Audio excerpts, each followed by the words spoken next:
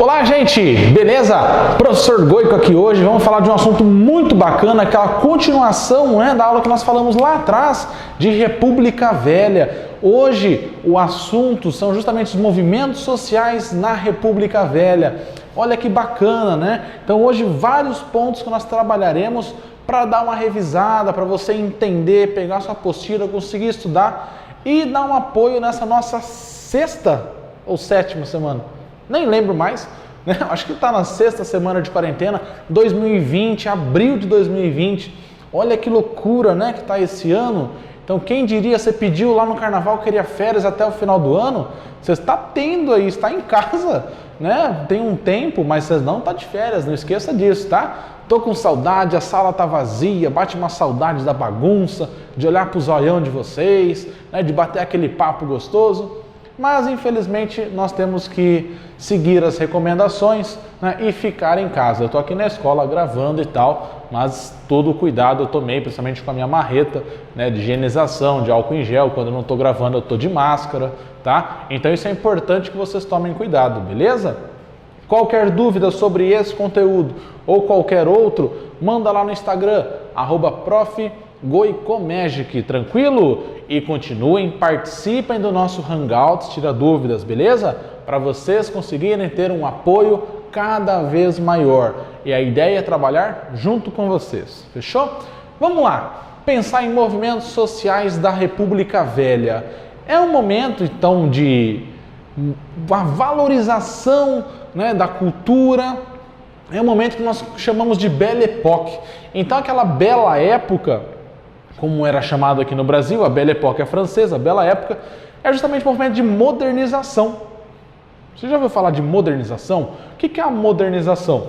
Modernização, gente, é justamente a ideia de alargar ruas, edifícios mais ventilados, mais iluminados, entende? É trazer para o Brasil, principalmente para as principais capitais, vamos pensar em São Paulo, Rio de Janeiro, né, para as grandes cidades, uma modernidade nos padrões europeus, né? Até os hábitos de higiene, algumas medidas, né, canalização de esgoto, em algumas regiões mais ricas isso foi possível. Em boa parte do Brasil não, né? Mas a Belle Époque tem essa característica de mexer, por exemplo, com Manaus, com Belém, né, em um grau muito maior, Rio de Janeiro, e aí vem o bota abaixo, derruba os cortiços, né, e tudo mais. Isso é uma característica bem bacana, tá? E é um ponto que também vai de encontro com aquela chamada urbanização pós-abolição, né? Então vejam aqui esses movimentos, que bacana. Eu vou apagar a luz só para você dar um printzinho aqui, ó. 1, 2, 3 e...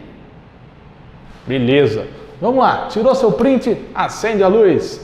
Vamos separar aqui em duas partes, tá? Os movimentos rurais, claro, já sabe onde eles vão acontecer, e depois falaremos dos movimentos urbanos, tá? Isso é bem importante se lembrar dos movimentos rurais e dos movimentos urbanos. Movimentos urbanos tem dois de grande destaque, tá? Um deles é o movimento de Canudos, lá na Bahia, tá? 1896, 1897, 1800, ok?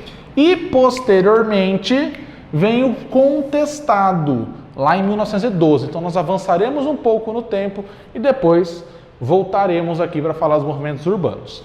Tranquilo? Bom, urbanos, revolta da vacina, né? Então estamos aí em época de campanha de vacinação, no caso para gripe, tá? Você está em casa aí, isolado, né? Espero por conta da pandemia. Aparece aqui a revolta da Chibata, né? Um movimento também liderado por negros, por militares negros que vão se revoltar contra o governo brasileiro, contra as ações que ainda eram realizadas. Por isso vem a chibata, a chibatada, um castigo tradicional da época da escravidão, né? Isso é um ponto muito negativo. Greve geral, as greves gerais de 1917, né, que aconteceram em algumas capitais aqui do nosso Brasil, principalmente São Paulo, Rio de Janeiro e em Porto Alegre. Tudo bem? Porto Alegre ganhando destaque também, tá? E é durante a Primeira Guerra Mundial. Vamos falar um pouquinho sobre isso. E aqui a Semana de Arte Moderna. Tudo bem? Clássico também. Vamos começar pelo movimento de Canudos. É no governo Prudente de Moraes, primeiro presidente civil da história do Brasil. Na linha republicana, ele foi o terceiro presidente. Civil, primeiro, porque antes dele teve lá o Floriano Peixoto e antes do Floriano Peixoto, Deodoro da Fonseca. 2 marechais, 2 militares. Cuidado aqui para vocês não se confundirem, tá? Olha que bacana, Canudos. Tá vendo onde tá Salvador aqui embaixo, ó? Eu vou até apagar a luz aqui para te mostrar. Ó, Salvador, aqui embaixo. Então, se a presença dessa galera era pequena em Salvador, que galera é essa que eu estou falando? Vamos pensar num padre, num bispo, num monge. Você acha que o cara vai ficar vindo rezar missa aqui para o interior, para as regiões mais distantes de Salvador? Dificilmente. Para onde o cara vai vir rezar essa missa? Nas regiões de capitais, onde tem vamos pensar assim, uma densidade demográfica maior. Agora, olha onde está aqui o Arraial de Belo Monte, conhecido como Canudos. Vejam a distância, é uma distância muito grande. Você acha que o cara vai sair daqui de Salvador para vir rezar a missa aqui, nesse vilarejo, com casinha de pau a pique? Não. Quem é que vai se aproveitar dessa situação para conseguir mais fiéis, mais seguidores, até mesmo com um discurso político? Esse cara aqui, Antônio Conselheiro. Antônio Conselheiro era um monge, era um religioso, que vem justamente com esse discurso para evangelizar a população, criar ali um reduto religioso e também um discurso anti-república. Então essa aqui é a representação da república. Por que anti-republicano? Na Constituição de 1891, você deve se lembrar que foi estabelecido o Estado laico, né? Então, onde o Estado, a política, é separada da religião. Então, não existirá um Estado, uma política religiosa. Entende isso? Como Antônio Conselheiro deseja criar um reduto religioso, a República vai de encontro aos seus interesses.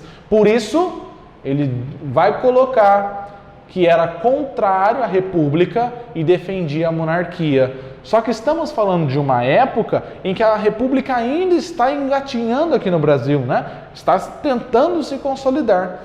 É por isso que o governo brasileiro vai com violência para tentar reprimir aqui esse movimento de Canudos. Né? Chegou a mandar 3 expedições, foi derrotado por 3 vezes. Tá? Na primeira, os militares não conheciam, chegaram lá, a galera de Canudos botou os caras para correr e pegaram as armas. Na segunda, os caras de Canudos já estavam com armas do governo, né? Armas mais poderosas.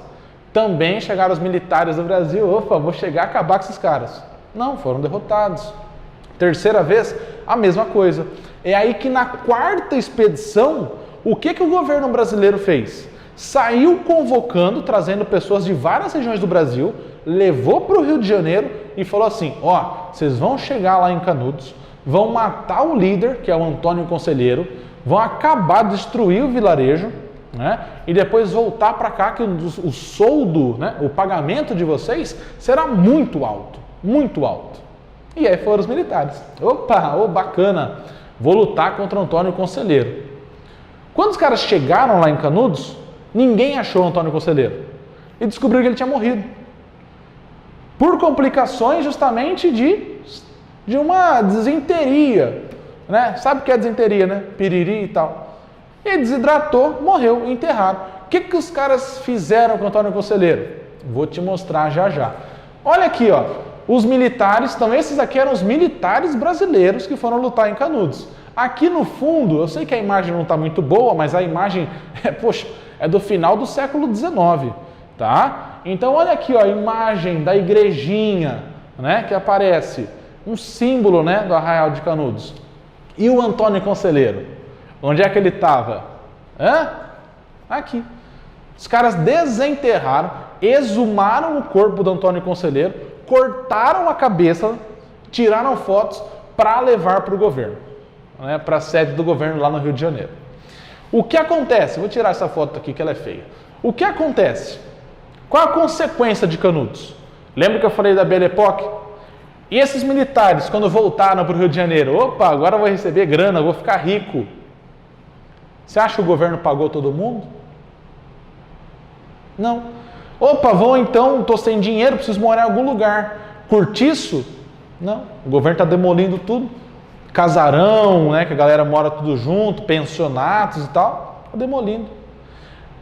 Construções aí populares próximos à praia foram todas demolidas. Por quê? Morar perto da praia passou a ser algo exclusivo da elite. E essa galera pobre começou a ir para onde? Para os morros. E aí no Rio de Janeiro começa a ocupação dos morros, Morro da Provença, por exemplo. E aí vem um outro nome para essas ocupações nos morros. Lembra o nome disso?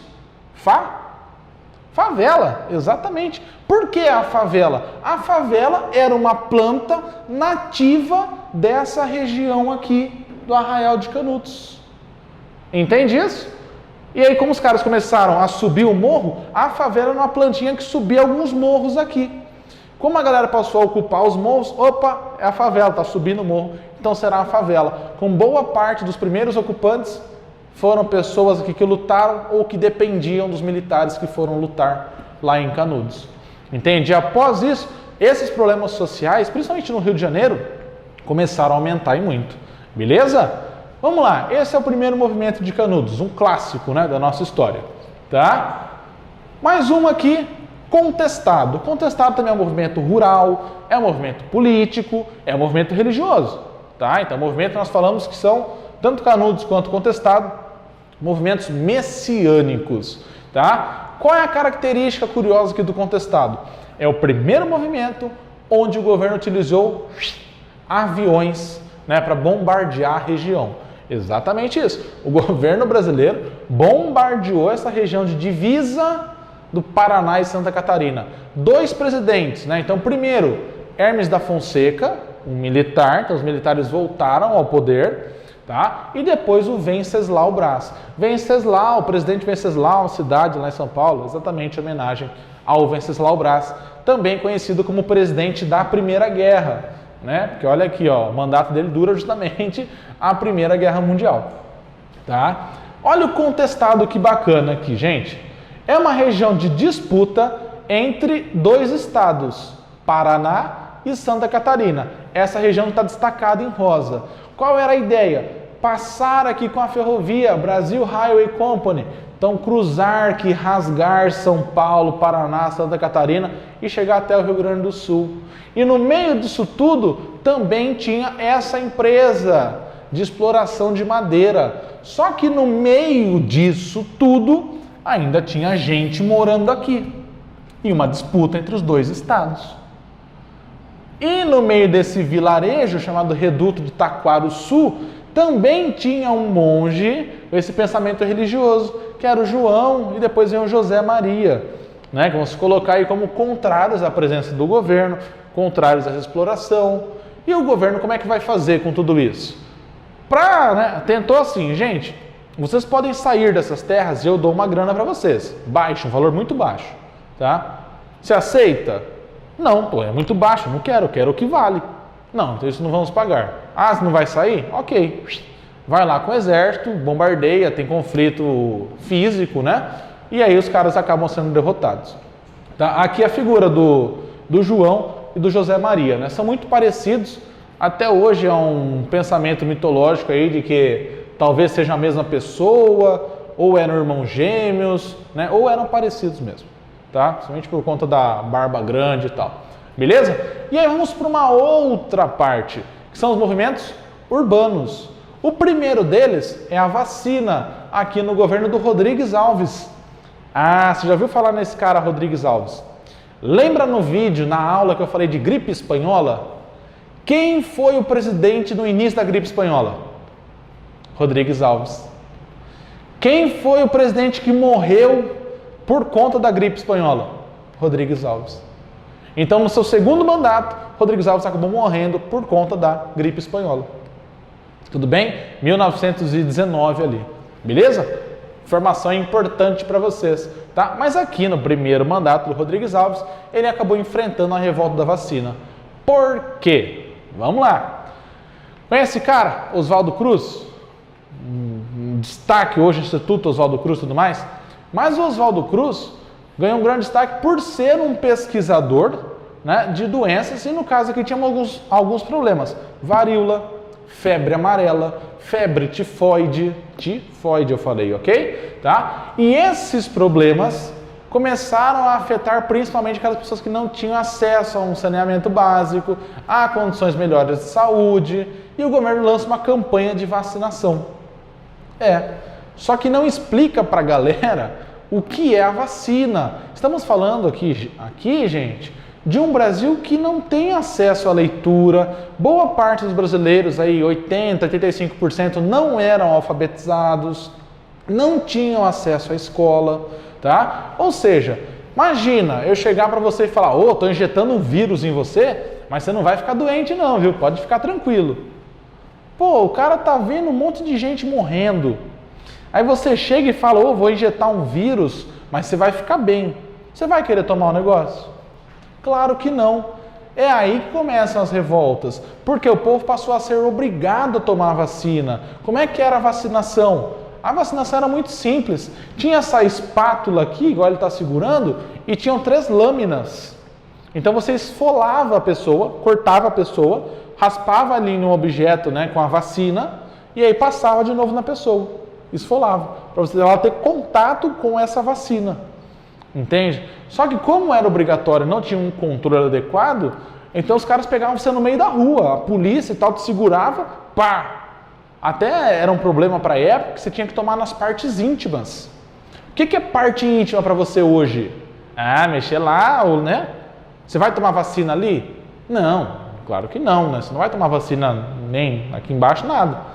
A parte íntima para a época era o braço. Então, igual você toma vacina hoje, vamos pensar desse lado aqui, a galera tinha que erguer as mangas. Lembra das novelas que as mulheres usam sempre luvas, vestidos longos e tal? Imagina o cara te pegar na rua, começar a erguer seu vestido, rasgar tudo para te dar a vacina aqui. Então isso era um ponto marcante.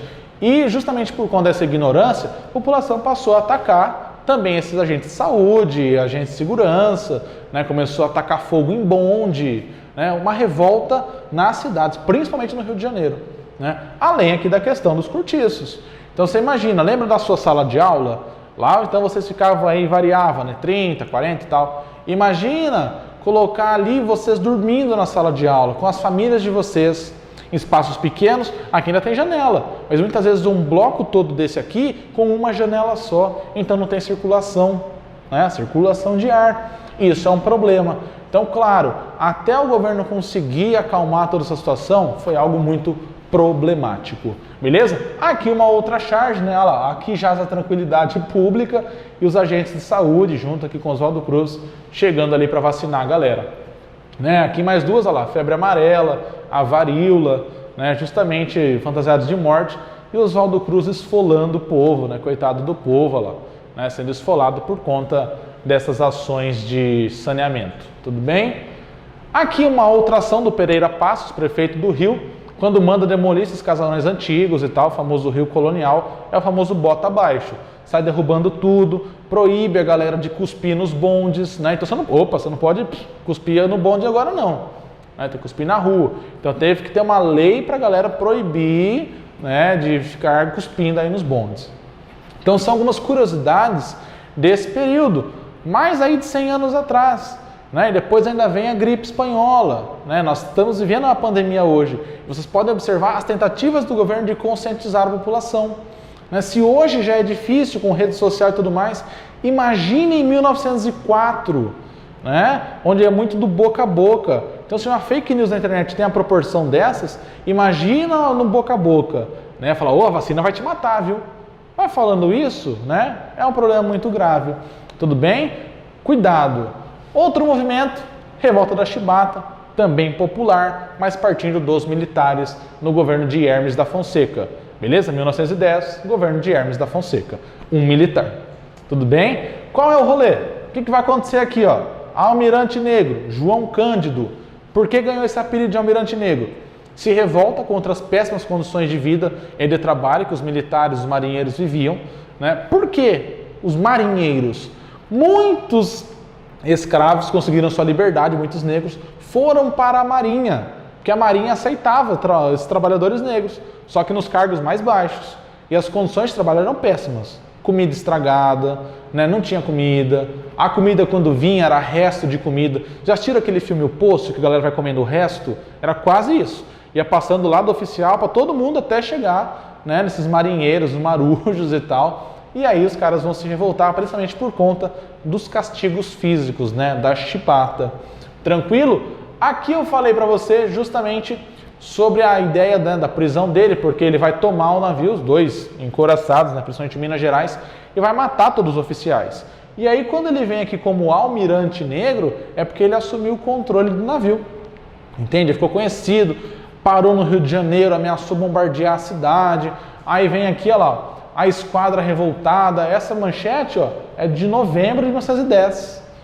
Tudo bem? Então vem tudo isso aqui, essa marca, né, da posse de dois navios, do Minas Gerais, que vocês viram no anterior, e do São Paulo. Né? Então esses navios também miraram suas armas todas para o Rio de Janeiro, com o intuito justamente de bombardear, de pressionar o governo a aceitar essas recomendações.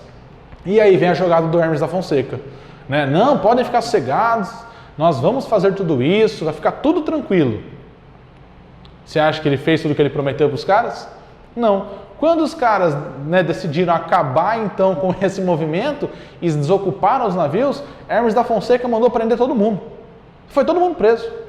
E o almirante negro, João Cândido, como ele era, né, a liderança principal, o que os caras fizeram? Isolaram. Né? Primeiro colocaram ele no manicômio, depois mandaram lá no Acre, se eu não me engano. O cara ficou isolado lá no Acre. Né? Porque o Acre, em 1905, 1906, acabou sendo anexado ao Brasil, Tratado de Petrópolis.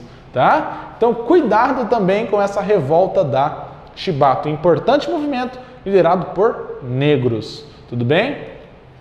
Semana de Arte Moderna. Ah, eu coloquei semana de arte, mas não, é greve geral. Está invertido ali. Então vamos lá. Greve geral.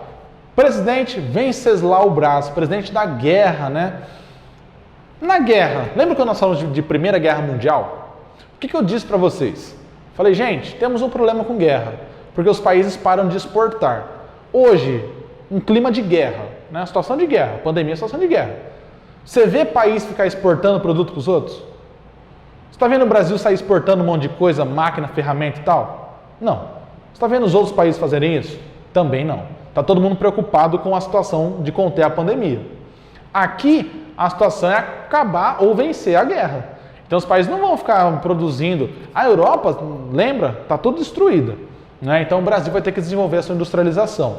Só que isso muito rápido, então é um surto industrial. O segundo, lembra que nós falamos lá em economia? Agora é o segundo surto industrial. E uma consequência desse surto é justamente este movimento aqui, ó, da greve geral de 17.